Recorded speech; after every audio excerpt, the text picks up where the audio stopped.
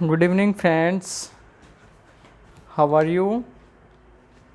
Okay, तो हमारी ये दिल्ली पुलिस के लिए 7th क्लास है और आज हम स्टडी करेंगे मिड हिस्ट्री के बारे में, यानी कि मध्यकालीन भारत के बारे में।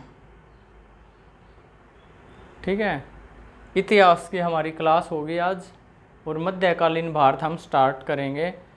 मिड हिस्ट्री हम पूरी पढ़ेंगे।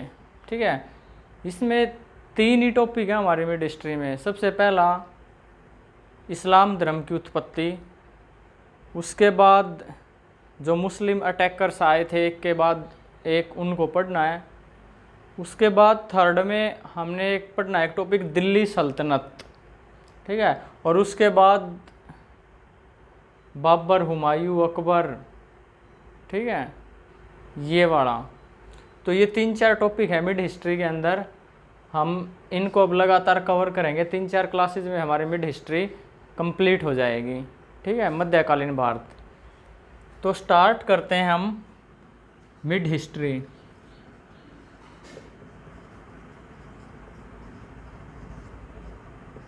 मध्यकालीन भारत।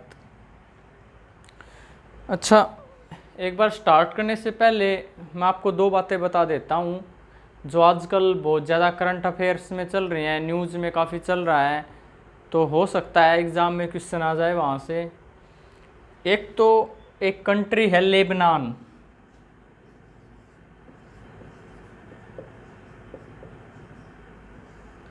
लेबनान एक कंट्री है, एक देश है जिसकी राजधानी है बेरूत।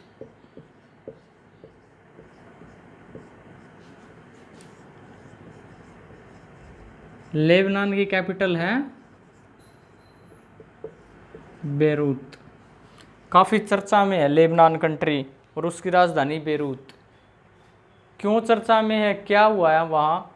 आपने व्हाट्सएप पे वीडियो देखे होंगे, यूँ ध्रूम करके एक ब्लास्ट हो रहा है और बहुत सारी बिल्डिंग सब उड़ रही हैं। ठीक है, काफ़ी व्हाट्सएप पे वीडियो चला, पिछले 5-7-10 दिन से चल रहा है कि एकदम से धमाके की आवाज़ होती है और बिल्डिंग उड़ जाती हैं बहुत सारी।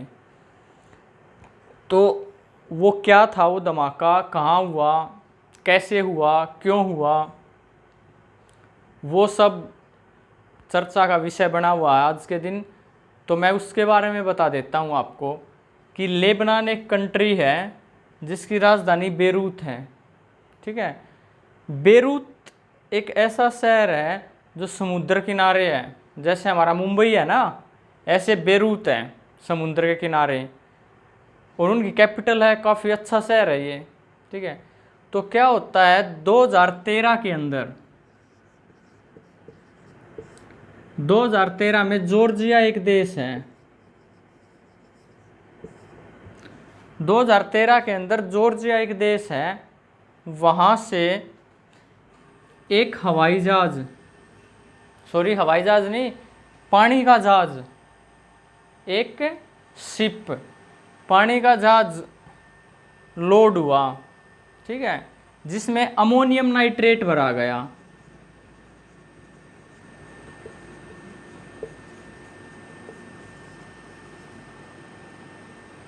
कितना अमोनियम नाइट्रेट था? 2750 टन। ठीक है, जॉर्जिया देश है, वहाँ से एक जहाज, पानी की जहाज में अमोनियम नाइट्रेट भरा गया 2750 टन, लगभग 3000 टन।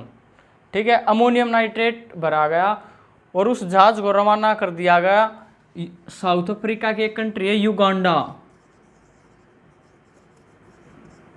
ठीक है, अब क्या हुआ, ये जहाज जॉर्जिया से चला, इसमें अमोनियम नाइट्रेट था 2750 टन और इसको युगांडा जाना था। ठीक है, 2013 के अंदर चला था ये।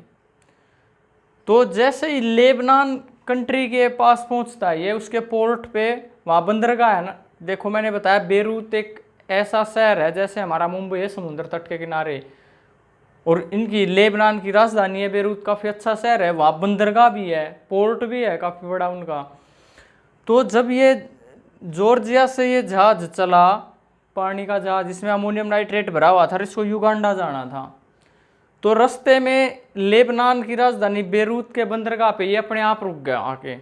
ठीक है, तो बेरूत में जब आके ये रुका, ये किस रीजन से रुका, इसने फ्यूल लेना था या कोई और रीजन था, ये अपने आप ही रुका था ये जहाज बेरूत के तट पे आके। ठीक है, तो जब वहाँ पे तट पे आके रुका तो वहाँ के अधिकारियों ने, ऑफिसर्स ने देखा कोई जहाज खड़ा है, उसको देखा, उसमें उन्होंने इन्वेस्टिगेट किया तो अमोनियम नाइट्रेट पाया।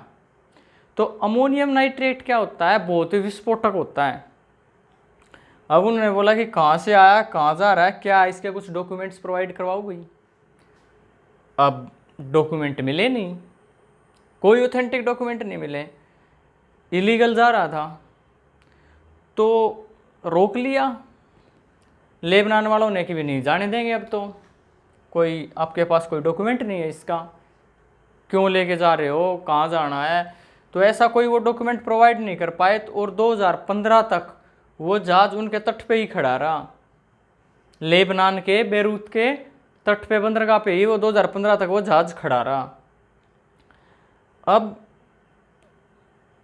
जो तट पे उनके बंदरगाह पे जहाज खड़ा रहा तो उन काफ़ी वहाँ दिक्कत हो रही थी। वो जहाज वहाँ फिक्स खड़ा था 2 साल से, 1-1.5 साल से वो जहाज खड़ा था।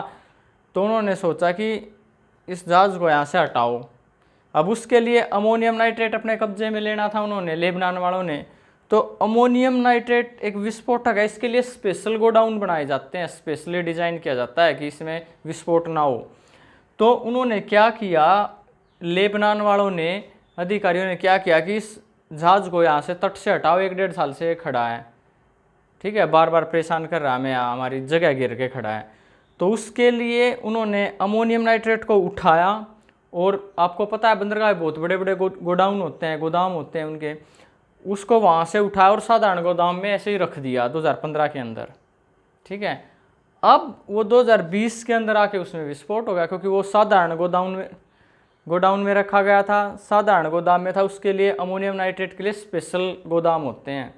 ठीक है, अब वो किस वजह से विस्फोट हुआ, उसके अंदर शायद केयर नहीं की गई उसकी, क्योंकि वो साधारण गोदाम के अंदर था, विस्फोटक सामग्री थी, विस्फोट हो गया होगा।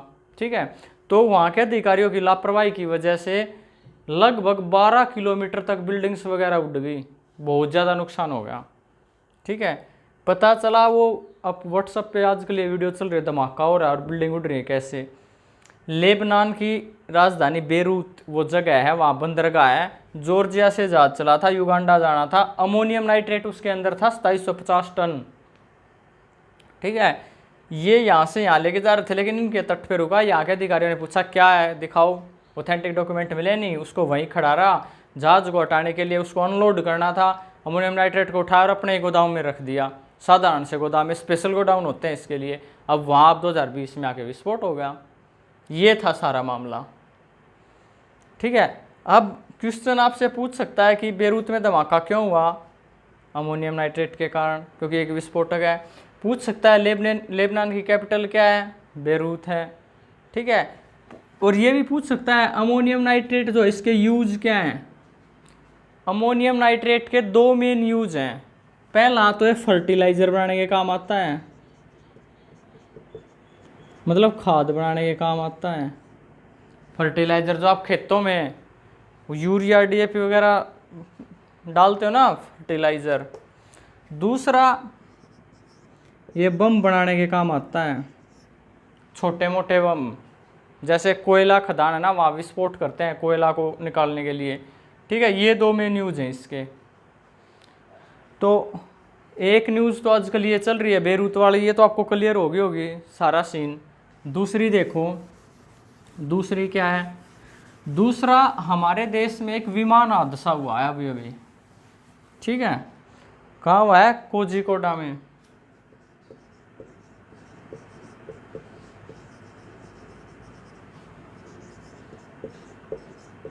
कोझिकोडा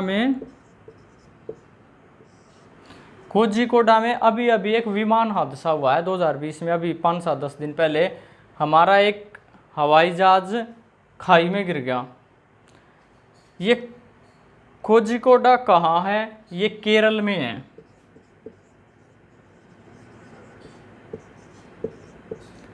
कोझिकोडा कहाँ है? केरल में है। अब देखो, कोझिकोडा केरल में है। हमने सुना होगा बहुत बार हिस्ट्री में एक बात कि वास्को डी गामा भारत कब आया। वास्को डी गामा भारत कब आया था? 1498 में। कहाँ आया था? वो कालीकट आया था। केरल में कालीकट नामक जगह पर आया था।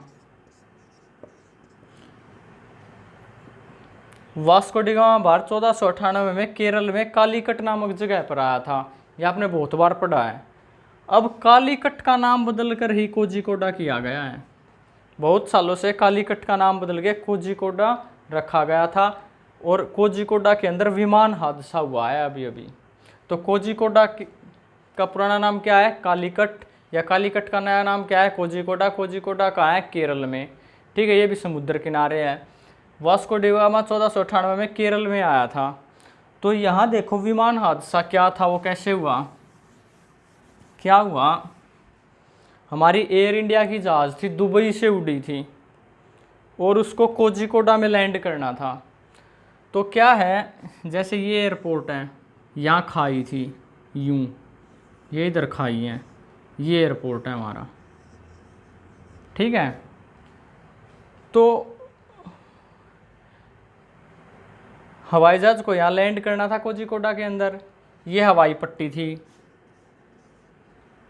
पायलट लेके आया हवाई जहाज को। क्या होता है कि इससे इधर इधर इसको टच करना होता है हवाई जहाज को उतारते वक्त, तब जाके ये यहाँ तक रुकेगा। इससे पहले पहले आप टच करोगे ना इस साइड, इस लाइन से पहले पहले, तो जहाज यहाँ तक रुक जाएगा, अदरवाइज आगे जाना है ही। तो वो मौसम खराब था, पायलट लेके आया, वो इसको यहाँ टच नहीं करा पाया, यहाँ से आ गया, वो वापस उड़ा लेगा, उसने नहीं उतारा। ठीक है, उसने देखा आधा जो हवाई पट्टी थी उसको क्रॉस कर दिया, तो उसने नहीं उतारा, उसने वापस उड़ा दिया, चला गया। अब मोड़ के फिर इधर से ही लेके आया, उसने फिर देखा, अब इधर इधर टच करवाना था उतारने के लिए, इससे इधर आधे से। तो क्या हुआ, ये उतारने लग गया, फिर इससे आगे निकल गया, टच नहीं करवा पाया, आगे निकल गया तो फिर उड़ा दिया, इसने नहीं उतारा। 2 अटेम्प्ट इसने लिए, पहली बार भी वो टच नहीं करवा पाया, वापस उड़ा लेगा, क्योंकि उसको पता था अगर आप उतारेगा तो खाई में जाएगा। दूसरी बार भी जब इधर से आया तो आधे से पहले टच करवाना था, तभी वो यहाँ तक रुकता, लेकिन वो टच नहीं करवा पाया। उसको फिर पता था यहाँ अगर इसको उतारेगा तो ये इसके अंदर चला जाएगा, तब तक ये रुकेगा। अब दिमाग पे आ गया प्रेशर, 2 बार उतारने की कोशिश की, नहीं उतरा। मौसम खराब था, कुछ दिखाई नहीं दे रहा था, मतलब दिखाई तो दे रहा था, विजिबिलिटी काफ़ी कम थी, पास आने के बाद दिखाई दे रहा था, इसलिए बार बार ऐसा हो रहा था कि वो आगे निकल जा रहा था। पायलट बड़ा ही एक्सपीरियंस था हमारा बहुत। ठीक है, शायद उनकी सूझबूझ से ही काफ़ी जान बच गई इस हादसे में, 20 के करीब लोगों की जान गई, वरना ये संख्या काफ़ी बड़ी हो सकती थी। ठीक है, तो तीसरी बार जब वो फिर इधर से आया तो दिमाग पे उस प्रेशर था, लैंड करवाना ही था, कंपनीज का काफ़ी प्रेशर होता है, तो वो फिर से आधे से ज़्यादा निकल गया, लेकिन उसने अब की बार लैंड करवा दिया, इसके ऊपर टच करवा दिया। अब टच करवाते जैसे ये ग्राउंड पे चलता गया तो क्या हुआ, ये रुक नहीं पाया और खाई के अंदर गिर गया। ये था हमारा कोझिकोडा का विमान हादसा। तो इसके अंदर 20 जान जा चुकी थी, काफ़ी सीरियस थे, और भी पैसेंजर्स जो थे, हमारे पायलट दोनों एट ए टाइम ही। तो ये था हमारा कोझिकोडा विमान हादसा। ये जो रनवे है, जो हमारा ये हवाई पट्टी है, जो ये रनवे है, ये इसको बोलते हैं table top runway. Table top मतलब पहाड़ को काट के ऊपर बना दिया, इधर उधर खाई है। ठीक है, 2010 में भी एक हादसा हुआ था मैंगलोर के अंदर। 2010 में मैंगलोर में सेम हादसा हुआ था। मैंगलोर में भी टेबल टॉप रनवे है, ऐसे उतारा। अब क्या हुआ, बारिश हो रही थी, अब 2-4 दिन पहले जब ये हादसा हुआ तो बारिश हो रही थी, हमारे जहाज में आग नहीं लगी, इसलिए कम जान गई। मैंगलोर में जब जहाज उतारा गया 2010 में, वो भी दुबई से आया था, वो भी एयर इंडिया का था, उसके साथ भी ऐसा ही हुआ था कि वो टच नहीं करवा पाया और उससे आधे से ज़्यादा निकल गया। ठीक है, उस टाइम पे बारिश नहीं हो रही थी, अब बारिश हो रही थी, शायद फिसल के चला गया, रुक नहीं पाया, आधे से आगे उसने टच करवाया ही था। तो मैंगलोर में जब 2010 में ये हादसा हुआ, उस टाइम पे बता दिया गया था कि 2 एयरपोर्ट बताए गए थे, एक तो कोझिकोडा और एक नॉर्थ ईस्ट में 2 एयरपोर्ट आइडेंटिफाई किए गए थे कि यहाँ कभी भी हादसा हो सकता है, इन खाई को भर दो। ठीक है, कोझिकोडा की खाई सिर्फ 100 करोड़ रुपए में भरी जानी थी, जो हमारी सरकार ने नहीं भरी, और 2010 में 10 साल हो गए, एक छोटी सी खाई 35 फीट की खाई थी ये, इसको नहीं भरा गया। 100 करोड़ रुपए की लागत लगनी थी। 100 करोड़ कुछ भी बड़ी रकम नहीं है गवर्नमेंट के लिए, वो पता नहीं कितने हज़ार करोड़ रुपए की मूर्तियाँ बना रही है। ये 35 फुट की खाई थी, 35 फीट की, जिसको 100 करोड़ की लागत से भरा जाना था, वो नहीं भरा गया, जिसकी बदौलत आज हमारे 2 पायलट, बहुत सारे पैसेंजर्स चले गए। ठीक है, तो ये था हमारा कोझिकोडा विमान हादसा। कोझिकोडा के अंदर विमान दुबई से उड़ के आया था, कोझिकोडा केरल में, इसका पुराना नाम कालीकट है। ठीक है, टेबल टॉप रनवे था, आधे से ज़्यादा रनवे पे जाके टच हुआ, तीसरे अटेम्प्ट में और फिसल के नीचे चला गया। बारिश हो रही थी, इसी वजह से आग नहीं लगी। ड्राइवर ने सूझबूझ के साथ इंजन को भी बंद कर दिया था। ठीक है, पायलट ने इंजन को बंद कर दिया था। ठीक है, तो ये 2 न्यूज़ काफ़ी चल रही है आजकल, सोचा हो सकता है आ जाए पेपर में, बता दूं। तो बात करते हैं मिड हिस्ट्री की, अब अपनी मिड हिस्ट्री स्टार्ट कर रहे हैं। देखो, मिड हिस्ट्री के अंदर फर्स्ट टॉपिक है हमारा इस्लाम धर्म की उत्पत्ति, ओरिजिन ऑफ इस्लाम रिलीजन, इस्लाम धर्म की उत्पत्ति। तो देखो 4-5 क्वेश्चन बनते हैं यहाँ से, अक्सर एसएससी पूछ लेती है। तो क्या हुआ, 570 के अंदर 570 के अंदर एक आदमी का जन्म हुआ जिसका नाम था मोहम्मद पैगंबर।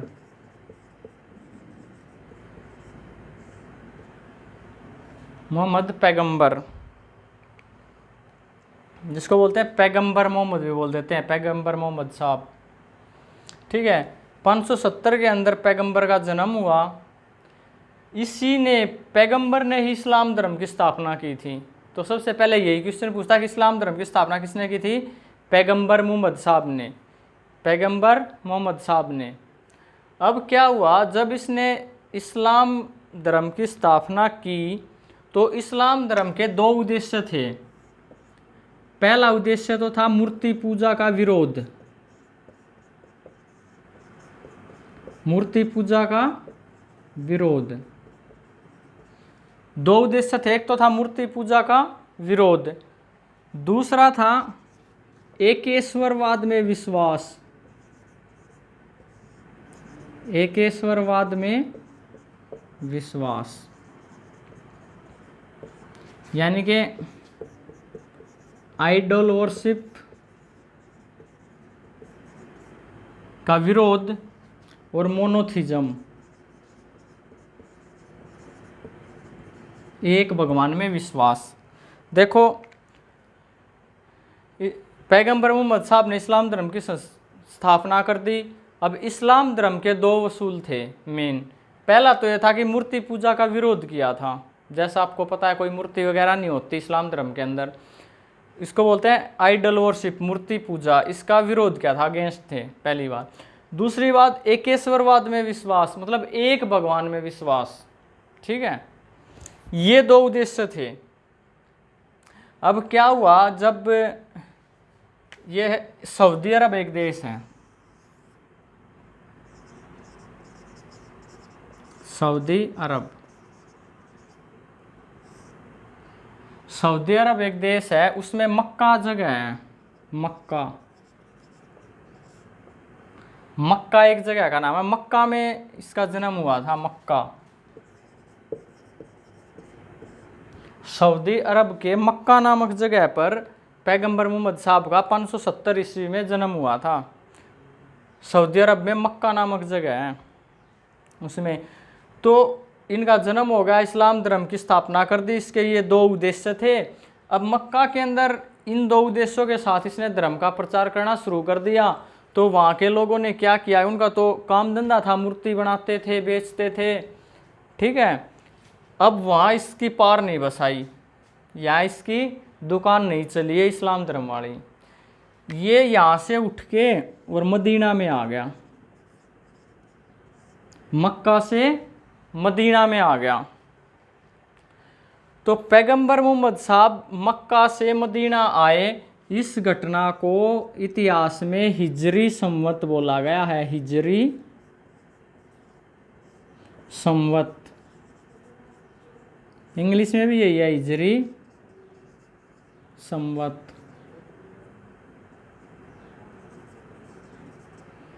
ठीक है, तो हिजरी संवत क्या है? पैगंबर मोहम्मद साहब का मक्का से मदीना शिफ्ट होना ही हिजरी संवत है। मक्का से मदीना आ गए, कब आए? 622 ईस्वी में। ये मक्का से मदीना में आ गए 622 ईस्वी में। जैसे अब 2020 चल रहा है ना, तो 570 में उनका जन्म हुआ, 622 में वो मक्का से मदीना आ गए। तो जब वो मक्का से मदीना आए तो इस घटना को बोला हिजरी संवत। बहुत बार क्वेश्चन आता कि हिजरी संवत क्या है? पैगंबर मोहम्मद साहब का मक्का से मदीना आना ही हिजरी संवत है। हिजरी संवत की घटना कब की है? 622 ईस्वी की है। ठीक है, अब मक्का से मदीना आ गए, मदीना में आके उन्होंने कुरान लिख दी। कुरान, पाक मेरा दिल है कुरान की तरह। कुरान इस्लाम धर्म की बुक है कुरान, उसका संकलन कहाँ किया? मदीना में। बहुत बार क्वेश्चन आता है कि कुरान किसने लिखी? कुरान का संकलन किसने किया? पैगंबर मोहम्मद साहब ने। कहाँ लिखी? मदीना के अंदर लिखी। ठीक है, मक्का में ये सब नहीं चल पाया, इसलिए वो मदीना में आ गए। मदीना में आने के बाद उन्होंने कुरान लिख दी। ठीक है, अब 622 ईस्वी में वो यहाँ आए थे। 632 ईस्वी में उनका देहांत हो गया। 632 में वो परलोक सिधार गए। ठीक है, तो ये पैगंबर मोहम्मद साहब की कहानी थी। अब्दुल्ला उनके पिता का नाम था, अमीना उनकी माता का नाम था। पैगंबर मोहम्मद साहब का जन्म 570 ईस्वी में मक्का नामक जगह पर हुआ था। मक्का का है, सऊदी अरब में। उनकी माँ का नाम अमीना, उनके पिताजी का नाम अब्दुल्ला। क्या हुआ? इस्लाम धर्म की स्थापना कर दी। उसके दो उद्देश्य, मूर्ति पूजा का विरोध किया और एक भगवान में विश्वास रखो, एक ईश्वरवाद, ये दो बातें बताई। मक्का में ये सब नहीं चल पाया, वहाँ से उठ के वो 622 ईस्वी में मदीना में आ गए। मक्का से मदीना आना, इतिहास में इस घटना को बोला गया हिजरी संवत। ठीक है, अब 632 ईस्वी में वो परलोक सिधार गए। ठीक है, एक छोटी सी बात और, जो सऊदी अरब देश है आज के दिन, इसकी कैपिटल क्या है? रियाद। रियाद कैपिटल है सऊदी अरब की, रियाद। और यहाँ की करेंसी क्या है? इंडिया की करेंसी क्या है? रुपया। तो सऊदी अरब की क्या है? रियाल। रियाल। रियाद राजधानी है, रियाद सऊदी अरब की कैपिटल है और रियाल सऊदी अरब की करेंसी है। तो अब क्या हुआ? पैगंबर मोहम्मद साहब परलोक सिधार गए, इस्लाम धर्म। अब पैगंबर मोहम्मद साहब के उत्तराधिकारी आ गए। तो इसके जो उत्तराधिकारी आए पैगंबर मोहम्मद साहब के, उन उत्तराधिकारियों को बोला गया खलीफा।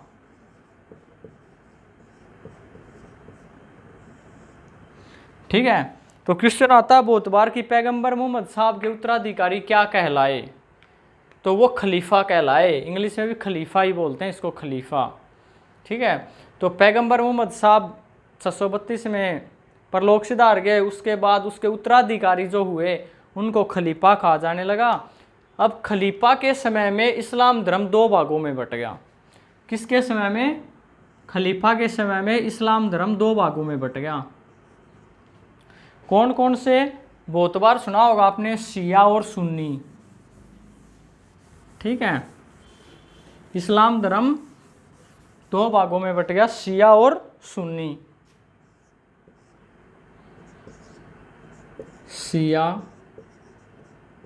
दूसरा सुन्नी। इंग्लिश में भी शिया और सुन्नी बोलते हैं। तो इस्लाम धर्म पैगंबर मोहम्मद साहब के बाद जो उत्तराधिकारी आए उनको खलीफा कहा जाने लगा। खलीफा के समय में इस्लाम धर्म दो भागों में बट गया, शिया और सुन्नी। शिया कौन थे और सुन्नी कौन थे? शिया वो थे जो खलीफा के ज्ञान को मानते थे,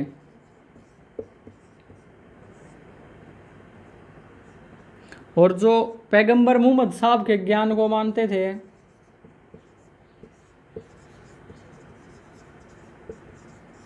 वो थे सुन्नी। देखो क्या हुआ, पैगंबर मोहम्मद साहब ने इस्लाम धर्म की स्थापना की, वो स्वर्ग से हार गए, उनके कुछ विचार थे वो देके चले गए। अब उसके बाद जब उत्तराधिकारी आए, खलीफा आए, तो उन्होंने कुछ चेंज कर दिया उनके अंदर कि नहीं ऐसे नहीं, वो गलत बता के गए, ऐसे होना चाहिए, कुछ चेंज कर दिया, तो विचार बदल गए थोड़े। तो अब जो उनके अनुयायी थे, ठीक है, तो वो बोले नहीं, कुछ बोले पैगंबर मोहम्मद साहब ठीक कह गए हैं, कुछ बोले नहीं खलीफा ठीक बोल रहे हैं, ठीक है। तो दो भागों में बट गया, शिया और सुन्नी। शिया वो जो खलीफा के ज्ञान को मानते थे, और सुन्नी वो जो पैगंबर मोहम्मद साहब बता के चले गए उन्हीं के ज्ञान को मानते थे। याद करने का तरीका देखो, सुन्नी सुन पड़े हैं, कोई मतलब नहीं है, सुन्नी सुन पड़े हैं, कोई मतलब नहीं है, जो कुछ बता दिया वही ठीक है। और शिया, ठीक है, चेंज जिन्होंने, ये तो सुन पड़े हैं, जो शुरू से चलता रहा वही फॉलो करते जा रहे हैं। तो पैगंबर मोहम्मद साहब शुरू से पैगंबर मोहम्मद साहब का चलता रहा है, तो वो सुन्नी कहलाए। शिया कौन कहलाए? जो खलीफा के ज्ञान को मानते हैं, ठीक है। तो ये था इस्लाम धर्म। तो अब क्या हुआ, इस्लाम धर्म फैलने लग गया धीरे धीरे, और देशों में भी फैलाने लग गए।